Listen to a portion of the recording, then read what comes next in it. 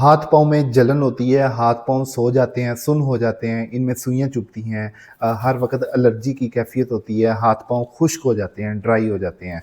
तो बेसिकली हाथ पाँव में जो जलन है, इसकी जो बेसिक बुनियाद है वो जिस्म के अंदर खुश्की तेज़ाबियत का ज़्यादा हो जाना। बाद मरीज़ ये समझते हैं पता नहीं गर्मी बहुत है, वो गर्मी को ख़त्म करने के लिए ठंडी चीज़ें दूध, दही, सेवइयाँ, साबूदाना, इसके अलावा ठंडे जूस, शरबत, इमली आलू बुखारे वाला पानी, ये सारी ठंडी चीज़ें, ठंडे टोटके इस्तेमाल कर लेते हैं, लेकिन उनकी ये जलन ठीक नहीं होती। ये जलन का तल्लक गर्मी के साथ नहीं है, बल्कि इस जलन का तल्लक हमारे जिस्म के अंदर बढ़ी हुई तेज़ाबियत के साथ होता है। जब जिस्म के अंदर तेज़ाबियत, एसिडिटी बढ़ती है तो गैस का प्रॉब्लम बढ़ता है। तो गैस जिस तरह हमारे पेट में पैदा होती है, इसी तरह हमारे खून में भी पैदा होती है।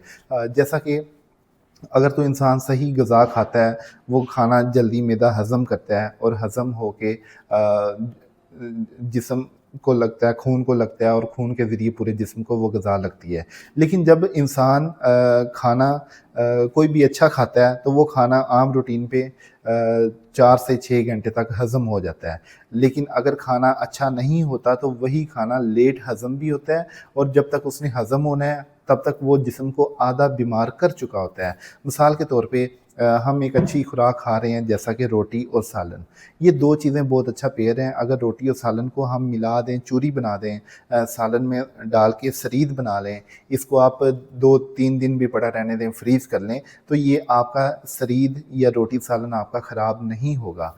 लेकिन अगर इसके बरक्स आप रोटी सालन में आप चाय डाल दें, पानी डाल दें, आप इसमें दही मिला लें, आप इसमें फ्रूट डाल दें, आप दलिया डाल दें, खीर डाल दें, स्वीट डाल दें, इसके अलावा कोल्ड ड्रिंक वगैरह जो एक वक़्त में बेतरतीबा खाना खाया जाता है, जैसे कि शादियों में खाते हैं या हमारे मिडिल क्लास लोग आम रूटीन में नाश्ते में, दोपहर में, शाम में तो मुख्तलिफ़ चीज़ों को मिला के खाते हैं। तो जब इस तरह का खाना मिला-मिलाया आप खाएँगे तो ये खाना एक आधा घंटा, घंटे बाद, 2 घंटे बाद इसमें इतना ज़्यादा केमिकल रिएक्शन पैदा होता है जिसके नतीजे में गैसें बढ़ती हैं। अब ये गैस जिस तरह पेट में बढ़ेगी, जिस्म में बढ़ेगी, इसी तरह ये खून में बढ़ेगी। खून में बढ़ेगी तो खून के आखिर वाले दिल के जो आखिर वाले सिरे होते हैं वहाँ पे ये गैस स्टोर होना शुरू हो जाती है। जैसा-जैसा खून में जगह-जगह पे पैदा होती जाएगी ये जिस्म के सबसे आखिर वाले हिस्सों पे रुक जाती है, स्टोर हो जाती है और जिस्म के सबसे आखिर वाले हिस्से हमारा हाथ है, हमारा दिमाग है और पाँव है।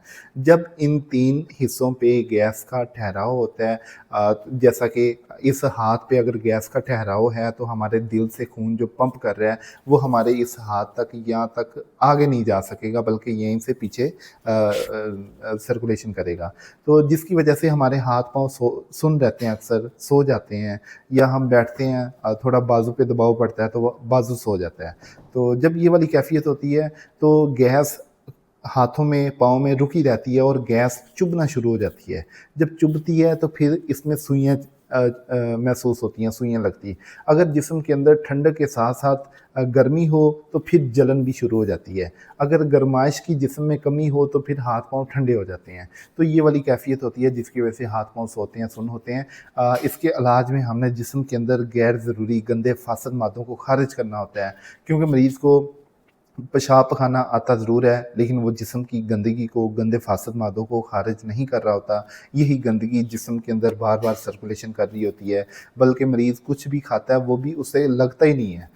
वो खाना खाता है, खाने को दिल नहीं करता। अगर हज़म नहीं होता, हज़म हो जाए तो वो जिस्म को नहीं लगता, जिस्म को लगता है तो सारा जिस्म जो है मज़ीद मुतासर होता है। ना ठंडी चीज़ें माफ़क आती हैं, ना गर्म, ना खुश्क, क्योंकि खून सारा तेज़ाबियत से भरा होता है। सबसे पहले हमने तेज़ाबियत को ख़ारिज करना है, जिसके लिए ज़रूरी है कि कोई ऐसी ग़िज़ा का इस्तेमाल ना करें जो तेज़ाबियत के असरात जिसमें हों, जैसा कि अचार, चावल, चने, चने की दाल, बड़ा गोश्त, आलू, गोभी, बैंगन, बताऊँ, समोसे, पकौड़े, पराठा, लीमू, खट्टी चीज़ें, खट्टे फल, खट्टे फ्रूट, जितनी भी ये चीज़ें हैं, ये तेज़ाबियत का लेवल बॉडी में बढ़ाती हैं।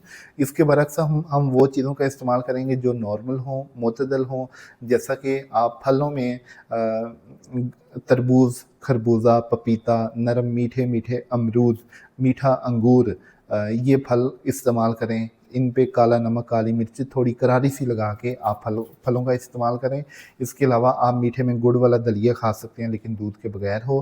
سبزیوں میں آپ کدو، ٹینڈے، گھیا توری، پیٹھا، شلجم، ان سبزیوں کو آپ شوربے والا سالن بنا کے نمک مسالہ اچھی طرح لگا کے اس کا استعمال کریں۔ روٹی کم کھائیں، سالن تھوڑا زیادہ بھی آپ لے سکتے ہیں دوائی کی صورت میں۔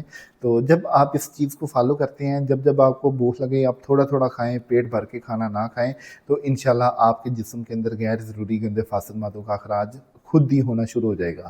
اگر تو نارمل پرابلم ہے، اس ڈائٹ کو فالو کرنے سے انشاءاللہ ٹھیک ہو جائے گا۔ اگر آپ کا پرابلم بہت زیادہ بڑا ہوا ہے، آپ اپنا علاج چاہتے ہیں، اور بیسیکلی علاج بعد دفعہ ضروری بھی ہو جاتا ہے کیونکہ مریض اپنی طرف سے بہت کوشش کرتا ہے، وہ نہیں کور ہوتی، اور دوائی کی جو اتنی مقدار ہوتی ہے اس میں بہت زیادہ طاقت ہوتی ہے، وہ اتنی ساری غذا کا بھی مقابلہ کر سکتی ہے ایک اتنی سی دوائی۔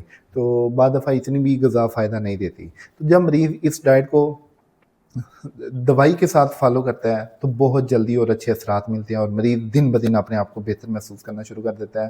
مسئلہ اگر نیا ہو، دوائی 15 دن بہت ہوتی ہے، مسئلہ پرانا ہو، بہت پرانا ہو، دوائی تھوڑی ریگولر کھانی ہوتی ہے۔ تو آپ کو چاہیے آپ اپنی صحت کا خیال رکھیں۔ اگر آپ ہم سے دوائی لیتے ہیں، اس کے لیے ہم خشکی تذابیت کی دوائی دیتے ہیں جو سر سے لے کے پاؤں تک پوری باڈی کو ریکور کرتی ہے، گندے فاسد مادوں کو خارج کرتی ہے، جسم کے اندر جلن چبھن ٹھیک ہوتی ہے، پٹھوں کا کھچاؤ ٹھیک ہوتا ہے، سر میں درد، آنکھوں کا بوجھ، بھاری پن، معدے میں سوزش، یہ تمام کی تمام علامات کور ہوتی ہیں اور مریض نارمل ہو جاتا ہے۔